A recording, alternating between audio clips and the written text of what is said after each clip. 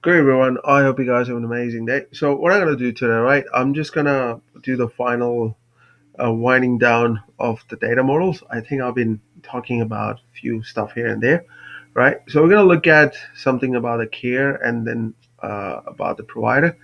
Rest, you guys can just have a look at the org, and as far as the solution, you guys can figure out. It's not very difficult, right? It's just pretty simple. So we talked about.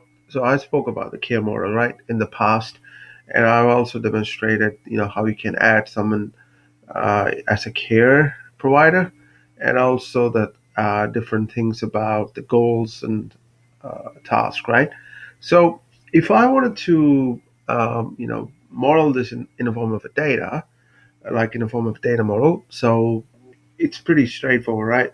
So we start with a person account, like for instance, um, let's take an example of the Charles Green, right? Charles Green had a kidney problem, so he went to a specialist to say, "Hey, I got a backache." So the specialist prescribed a medication. So now it's kind of funny, but the ad, sorry, the trailhead example, because what they said is right. Okay, you prescribe a medicine, and based on that medication, if you take this medication, you're eligible for a care program. So what that means is that you have to join a care program, and when you join a care program, so you will have a care coordinator whose responsibility is to make sure you are healthy. In New Zealand, I haven't seen such similar program based on the medication type.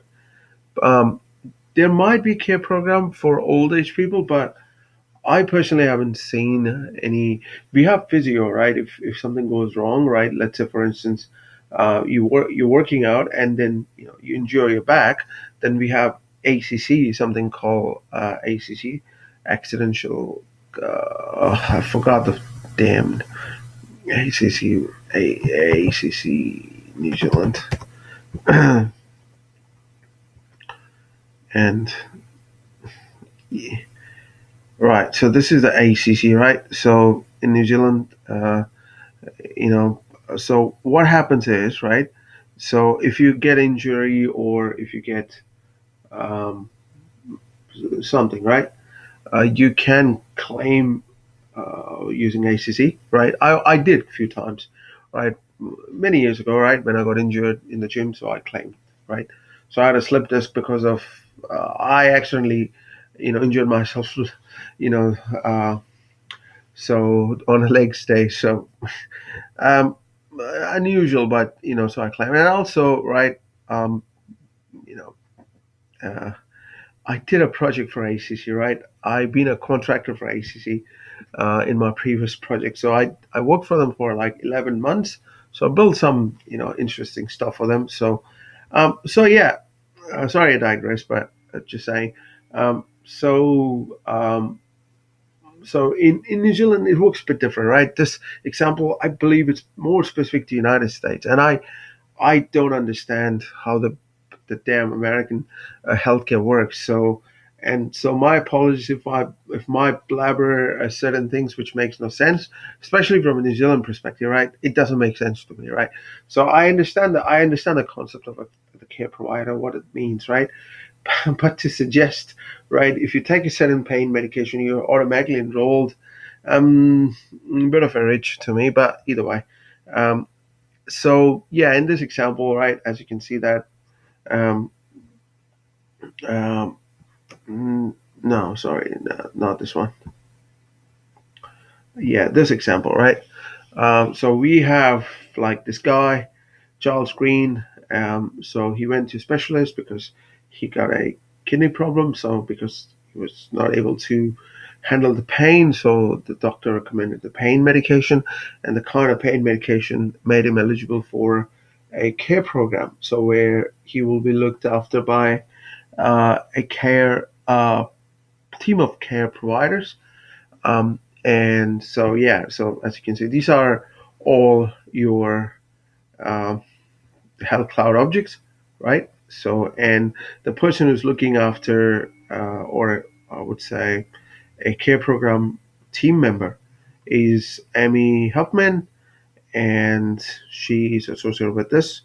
and then you have the care program, right? And it has eligibility rule, and which is the care program enrollee, because obviously, when you are joining a care program, you have to enroll, right? So I remember I spoke about a care program, care plan, where everything goes on the leads, and then you have to convert a patient, right? So if you recall that presentation I did, so you'll remember that this is kind of similar process. So yeah, this is in simple how the data model looks like for the care, right? And then we have something called provider, right? So this is how the provider stuff looks like. You have the person account, then you have healthcare provider, then care provider, and health. So it's linked to the healthcare provider. So this is not. We are not talking about child screen as a patient. We're talking about a therapist, right? And how the therapist fits into this regime of the data model, right? If Charles Green is no longer playing a role in this case, because we are specifically talking about the provider, right? Provider is someone who provides a care, right? So let's say in this case is you're talking about the Sarah Johnson physical therapist. So Sarah Johnson person account will be linked to the healthcare provider, and this is the NHI. Sorry, Sarah Johnson NPI. I don't know what NPI means. In New Zealand, we have NHI number. So, and then it's all about the certification and accreditation, right?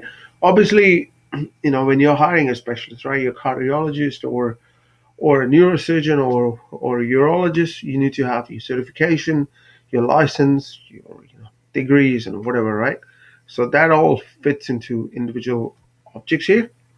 And then, oh yeah, that's the person education. So this is, I know that it might be a bit off, maybe a bit boring, but this is just a basic data model. I just wanted guys to know, right?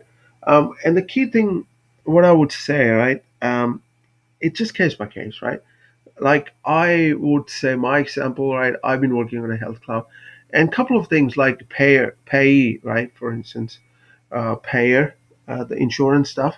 We don't use it much because, like I said, in New Zealand, the concept is not very common. Like in United States, I'm not sure about Canada. I guess they may have a health cloud, but you can correct me if you're Canadian. And maybe in other countries, I have no idea. So I can talk mostly from a New Zealand perspective. So um, we we do use Health Cloud here, but the way it's been used by health, some of the health agencies in the US is very different to how we use it in New Zealand, right? So some of the things what you'll be using it as a part of your daily Health Cloud operation, we won't be using that something similar in New Zealand, right? If that makes sense. But that being said, we have this functionality, we have this data model. If you think it's something you want to use it, just go and use it, right? Based on your business scenario and the business problem you're trying to solve. Um, so yeah, that's something I wanted to cover because I don't really wanted to leave this topic aside. So I just don't want to talk anymore about it, right? Because I think I want whatever I wanted to cover. It's enough from a data model perspective. We have other topics to discuss. So yeah, that being said, that's for today, and perhaps from Saturday we will look into more other hands-on stuff, right? So that being said, you guys have an amazing Thursday. Adios.